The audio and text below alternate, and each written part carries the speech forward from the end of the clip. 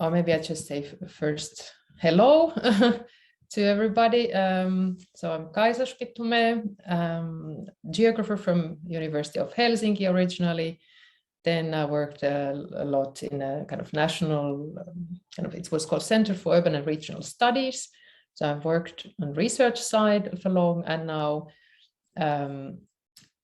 I've kind of 1 foot more closer in practice. Since 6 years, I've been working at Demos Helsinki with cities in general and the strategic development of cities, but more and more with the sustainability issues, and more recently also with climate action of cities.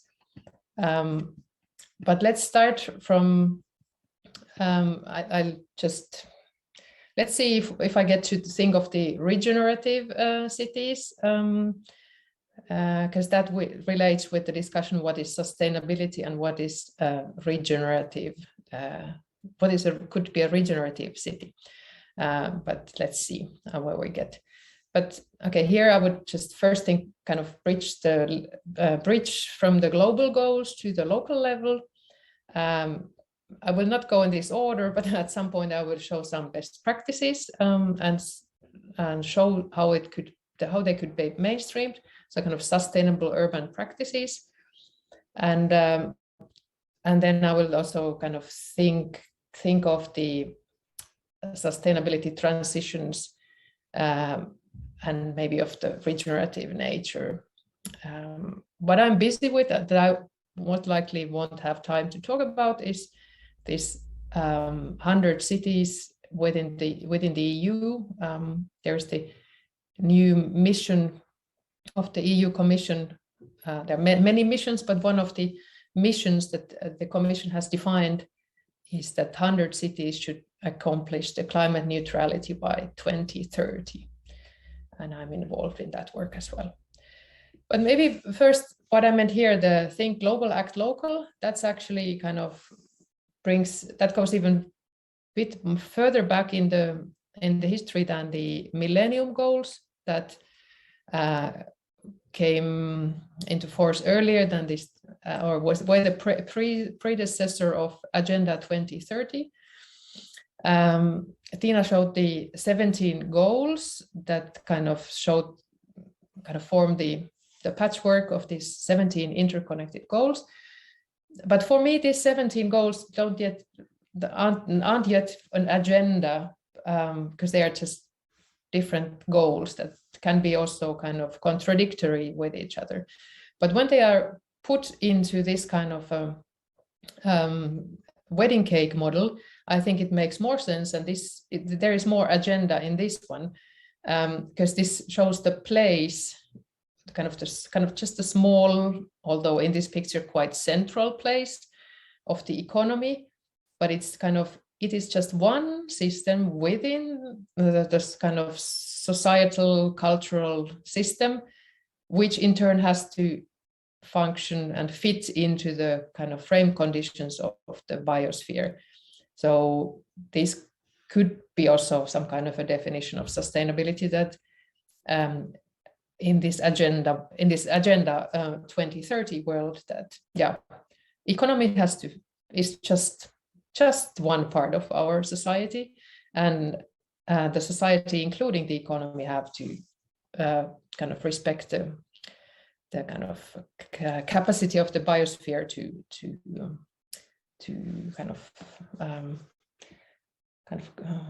kannatella, kind of to lift, kind of keep it, kind of maintain it.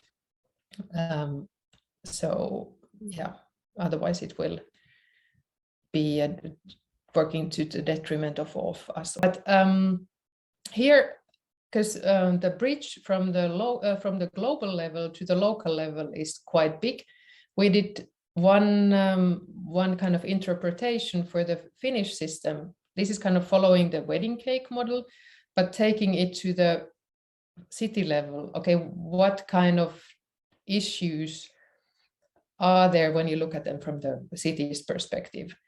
Okay, there's a bit strange text in the middle, like capacity to attract in and retain under this economy and employment. but it was a translation from vetovoima and pitovoima, somehow like the kind of the power of the local economy, and kind of to create wealth within the sociocultural system, which should avoid decreasing, which should work for decreasing in inequalities. So this, you can see this is a kind of social sustainability of our societal system. And then again, this would have to be seen in the ecosystem perspective, where the cities would have many leverages, kind of many cities have many muscles, especially in the Nordic countries, to change the kind of its own functions towards more sustainability, more sustainable way of life, including public procurement. Those decisions are done in big cities. They're done not just daily, but like every hour. Like, what is the city buying from others? What kind of criteria is used when purchasing, for instance, food for schools or furniture for whatever, the daycare, and towels, where are they washed for the health services, and so on. So their cities have, especially the rich cities, kind of have a lot of power in shaping these decisions. But this is just one interpretation, but you can see already here that this is quite much broader list of questions that the universities had highlighted, because of course the cities cover far more fields of life than universities that are kind of specialized units. But yeah, like, it's also clear that the cities alone, or the nations alone, wouldn't make it to achieve the Agenda 2030 goals. So the United Nations Agenda 2030 it actually obliges every country to do action, but like I say here in the middle, that 2/3 of the goals of the Sustainable Development Goals kind of fall on cities' laps. So actually, the nations wouldn't be able to accomplish these targets on their own. So there's much sense to kind of localize the Agenda 2030. I feel that it's a very welcome, like, I welcome the broadening of the sustainability concept from the kind of environmental sustainability to be a kind of broader version of itself than it has maybe been in the like maybe in the last 20 years. It has kind of tend to be quite similar to, quite close to the environmental sustainability. Now it's kind of widening up, but the good side of it is that then it kind of, it gets, there's more commitment to be found behind that, because it also addresses the economic issues. Because that's where, yeah, when people talk about money, there's lots of power involved, and it's just more influential, more impactful if the sustainability has got a broader definition. But this Agenda 2030 with those 17 goals and nearly 170 sub-goals is also a vocabulary that could connect not just, let's say, the city and the university, kind of comparing what have you prioritized, but it could also be a link to companies, enterprises, their priorities. You could see that, okay, can we find a coalition around certain topics? We can find kind of the similarities in a quite quick way when dealing with these. Yeah. Maybe I follow the promised order. Sorry for the Finnish slides, but this is also to show how some work looks in practice. You don't necessarily have to understand the texts. I will show some pictures, but this is just to show how we put together a number of good practices from sustainability work. So here we have actually one nice example. It connects kind of environmental and social aspects quite well, and I think this is also an economic, has got very wide economic benefits. So the aspiration is to support access to urban nature by public transport. So giving all the information about the very good, like the very nice areas in Jyväskylä that can be approached by public transport. So it's kind of nature stops or nature bus stops. Has this idea or this information about the nature has been just connected with the bus network, and this is they have multiplied this on more and more. I think it's now it doesn't say here, but I think it's they have done it to many of these, most of the lines. And this is a nice example, I think, because this is a very easy and scalable model, because it creates kind of well-being and therefore also kind of economic savings.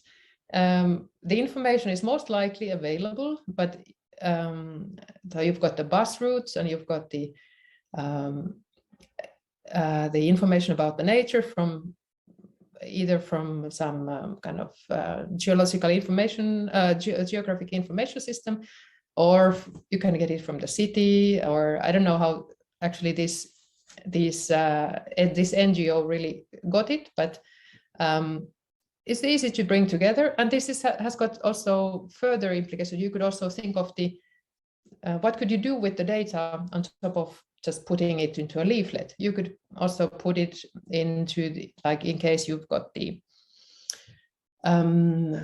you could of course mark the bus stops with some kind of a nature stop sign, but you could also show the information in the bus for the passengers that look, here's a nature stop number 7. Here is more information, or look on this and that website. So this can also be kind of further developed and connected with services, for instance. But then let's say a bit more kind of socially oriented, but also economic beneficial, scalable practice. This is from Tampere, where a new part of town called Hiedanranta is being built. And actually in one of its old industrial buildings, the people just kind of allowed the skateboarding community to take over some spaces and develop them for their own purposes, because it was standing empty anyway, and they wanted to have some life in the early times of the Hiedanranta development. So he was like Pirkanmaan kaarikoirat. So the local NGO of the skateboarders has been there very active, and it created a kind of magnet for the youngsters to come to the area, and that it created curiosity about the new area. And of course, it's been like socially really a great spot and a nice reuse of the old building. Like sometimes if these nice initiatives get the freedom to develop, it can lead to something that really lasts. Like for instance, here in the Sampo gymnasium, there will be the first ever gymnasium with a specialization on skateboarding, also in combination with kind of urban culture and communication work and kind of international relations. So these things can also lead to something really lasting. let's go back to, so I just wanted to show that, okay, it's not, sustainability is for me not just about the like good and nice practices, small things that can be done, but it's also about leadership. This is from a report that we did for the Prime Minister's office in Finland, with 12 municipalities participating in our research project. And this is one thing that we kind of try to, how we try to say that there are many good ways and many different ways to lead sustainability work. In some cities, it's rather this kind of top-down approach. There are not yet so many. There are not so many mayors yet that can kind of talk sustainability and also kind of govern and kind of steer it. But there are some. Very often it's more like the kind of the person below the mayor that is like in charge of the sustainability work. But in some cities, there are really kind of rather well organized sustainability leaderships. But then there's also like some cities get things done with a kind of cross-sectoral coordination model. It's more like a network that is looking after that. It's like a shared mission of members that can be across, that work across the traditional administrative silos. So this is also a model that, for instance, in Tampere has brought quite nice development. And just as a final thing, in most cities, they have started with the Model 3, where kind of some visionary individuals have actually taken the responsibility and maybe also outsourced it, or kind of maybe have got some help from the civil society and some companies or NGOs outside of the city to push and to get ideas and push them forward. And yeah, also the kind of fight for the sustainability cause within our own organization of the city. So maybe that's here would be, you can see then in the slides. I can give this to you so you can look at it this more in detail. And in the end, I just wanted to show this scaling issue that okay, this is from research. This is from a scientific publication that some things, some sustainability practices are easy to scale and some are difficult to scale. And there are many types of scaling. And you might like to look into this. And this article is quite nice to read and to think like, okay, how are good things spreading in the society? And this is also what we did when looking at those nature stops and the skating practices and so on. We try to kind of show how these different initiatives differ from each other in terms of scaling. This is a bit complicated as a picture, but just wanted to show you this, like if somebody is interested in thinking of how good ideas spread, how it then first have to be maybe tried out, how some model is tested, and how feedback is collected and kind of given back to the initiators, and how gradually there is some proof that, okay, this works, and then the message goes forwards to the let's say to the mainstream organization, or some, let's say, even legislation. So at some point, it could be that the state comes and says that, okay, look, this is working so well that we make this an obligation to everybody, or we finance that this is so great that we give resources for others to adopt these kind of things. Like, I'm a bit maybe schizophrenic here, but I appreciate the there's a sustainability concept, but I would also like to challenge it, because in many contexts it's kind of it is something like, okay, we do the minimum harm to the environment, for instance, but isn't there, like, especially in like wealthy nations that have done already a lot of harm, should we maybe do more? And that's what I would call kind of first a restorative approach, that you kind of start to repair the damage you've done. So it's not just minimizing harm, but already kind of repairing. But then I would like, that's the next step. But maybe even we could try to imagine, what is it then if we kind of find a regenerative mode to this? So we even try to build structures that generate kind of itself more kind of sustainable outcomes, or more kind of more good outcomes. So it's not just, it's just more ambition to that for instance, that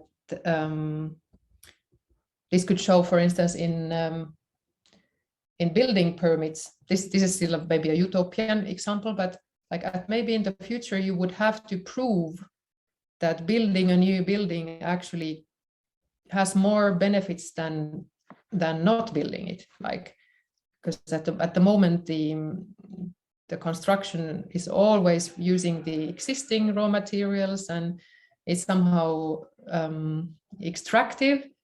But could we imagine a model where,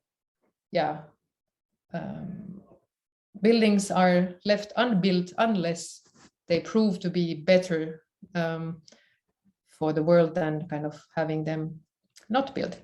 So in a way that they add so much value. And that's why I would like to challenge this sustainability issue.